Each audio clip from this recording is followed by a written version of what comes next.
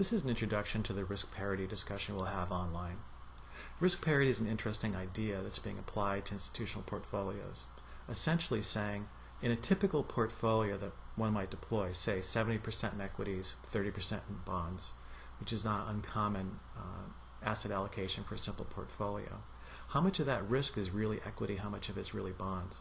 And it's a very big number. It's well over 95% of the risk is actually in equities. Equities are much more volatile than bonds. So the idea of a risk parity portfolio where basically you say I've got several categories of risk. I've got stocks, I've got bonds, I've got real estate, I've got hedge funds, I've got whatever else I've got, and saying I'm just going to asset allocate based on risk. I'm going to put the same amount of risk in bonds as I do in stocks.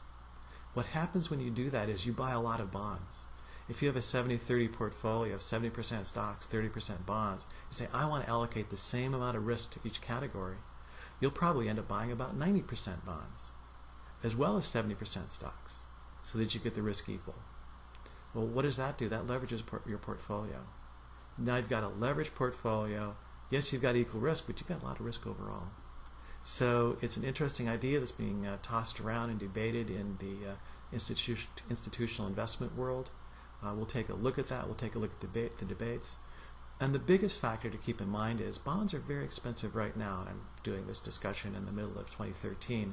Bond rates have gone down for many years and are being pushed down now by Federal Reserve actions to stimulate the economy. When rates go down, the value of the bond itself goes up. And so bond values are at a peak. So when you buy a bond, there's a lot of risk there. And of course, the longer the duration, the longer time to expiration of the bond, the greater the risk. Because a change in 1% of a bond that's going to expire next year is much lower risk than a change of 1% in an interest rate of a bond that's going to expire in 10 or 15 or 20 years. So it's become an interesting debate.